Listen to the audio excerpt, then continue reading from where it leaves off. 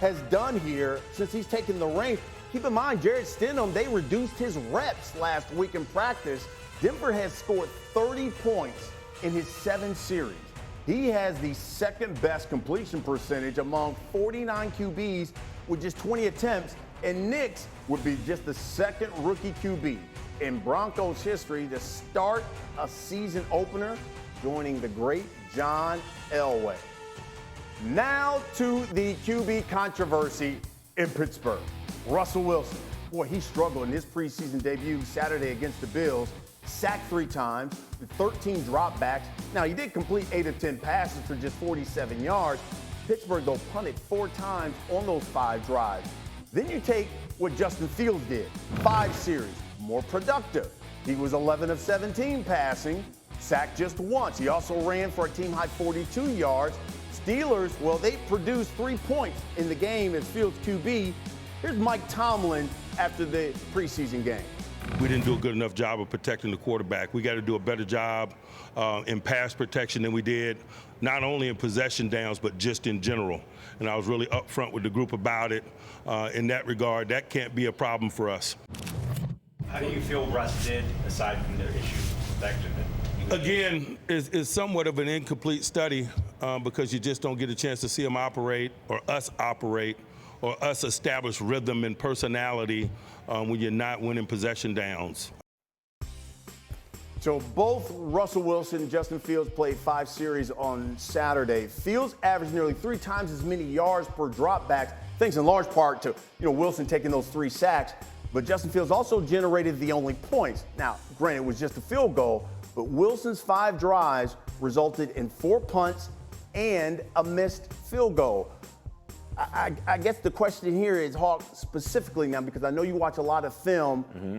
After rewatching the film, what did you see out of Russ? Yeah, originally I was discouraged by what you saw from Russ, right? I think we all had high hopes, and we were talking about this quarterback battle and who was going to seize the opportunity.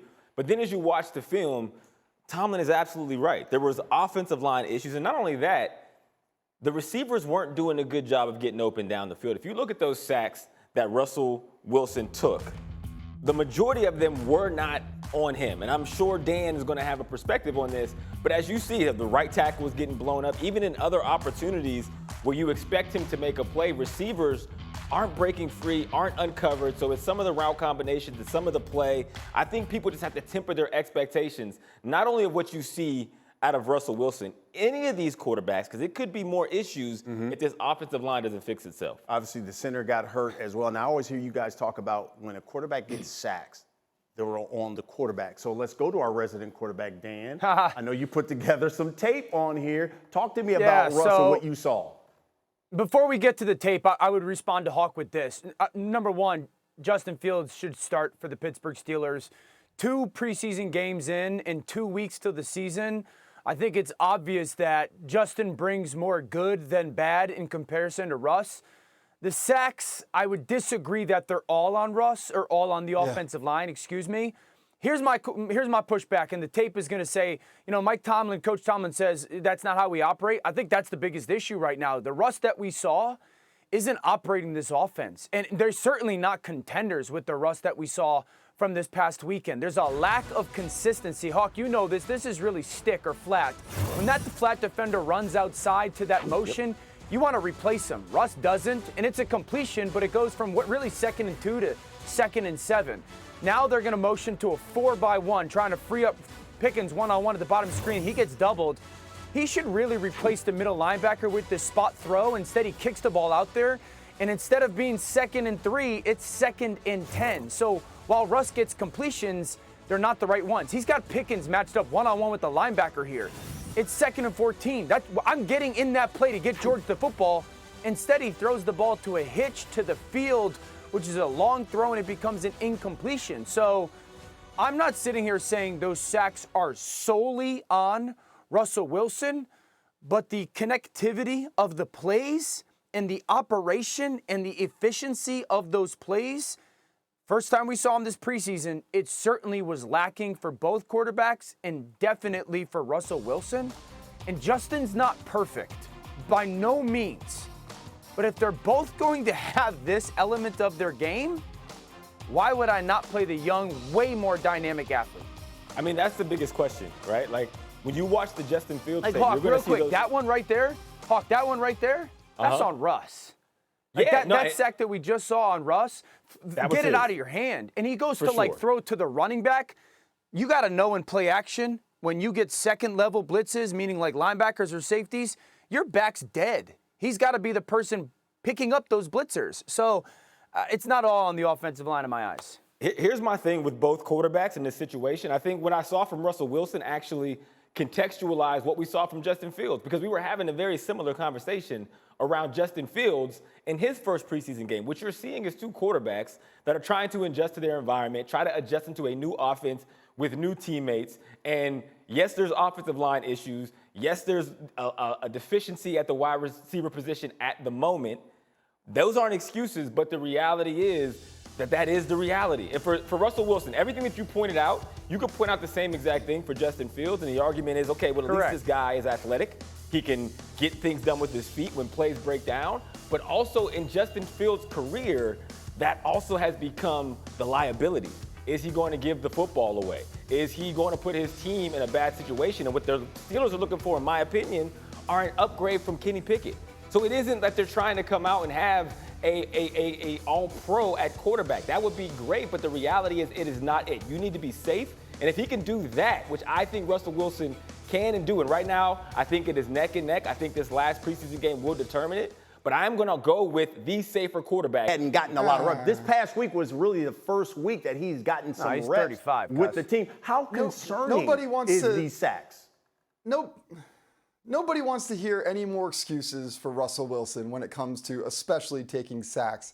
He has 10 seasons in his career, which he took 40 sacks in each of those seasons. That is 3 more seasons like that than any quarterback in NFL history. This is what he does. And it's very interesting that we've juxtaposed the beginning of this show talking about Bo Nix with the Denver Broncos, where Sean Payton is coaching him, followed up by 3 sacks taken by Russ Wilson.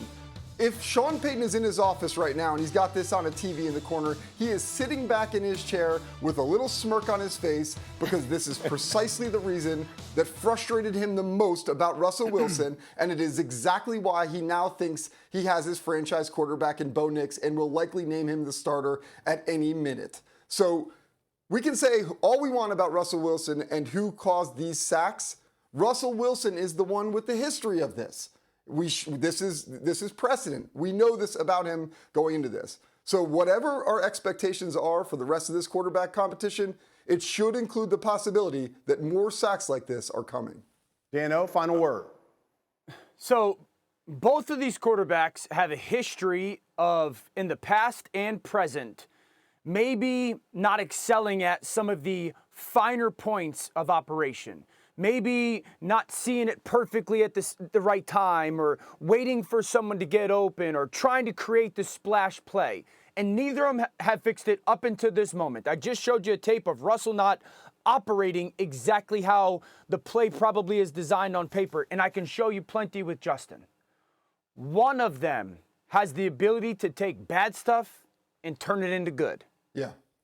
That's why I think this is a very easy process or decision for Coach Tomlin. Justin's not going to be perfect, and if you expect him to be, that's on you. But I do know that he could take more bad and turn it into good. Keep in mind, Mike Tomlin was the guy who just said last week that Russ was still in the pole position and that they're looking at Justin to maybe sit and use him for the future. Maybe that changes here after this week. Let's get to the performance of the weekend. And, people in Chicago are loving this. How about them Bears and the Bengals? Picked this game up in the second quarter, and Caleb Williams, talking about command. Bears up 3-0, 2nd and 10. Watch Caleb avoid the sack, spit out of the pocket, and look Mahomes-like with this throw. It was a beautiful play, and it's going to sound like a hater, but was that necessary? What is he spinning from?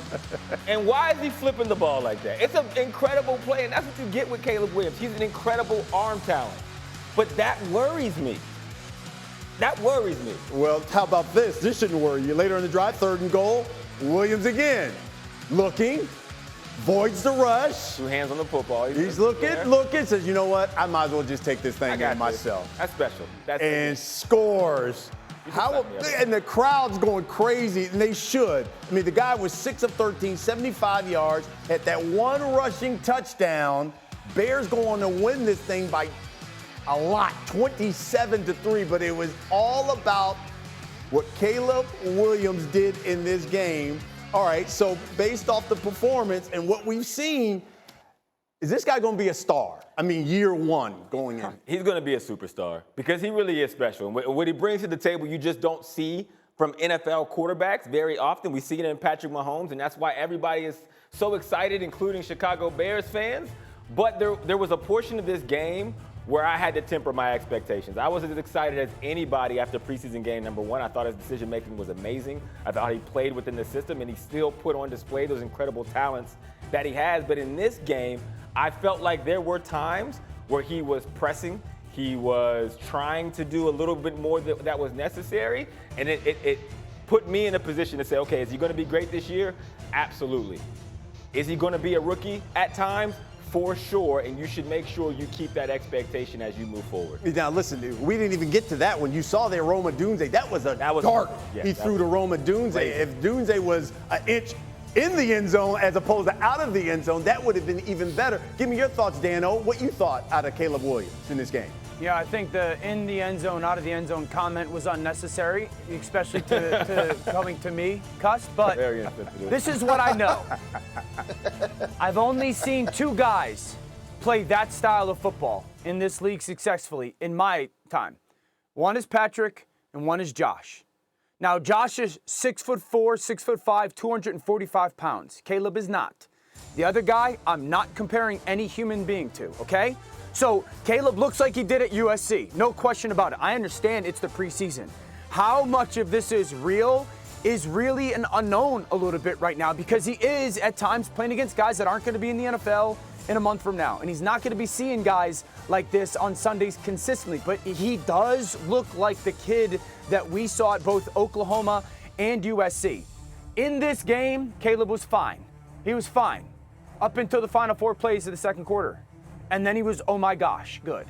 And you're watching the highlights of him, the pocket feel, the escapability, the eyes behind the back of his head. Those were the highlights of this game. But up until that moment, there was a little bit of lack of staying on schedule. There was a little bit of a lack of consistency from his game. That didn't happen in preseason 1, okay? So the flash plays are there. We have to see how consistently that's going to be in his game because I've only seen 2 people do it on a week-to-week basis in the NFL.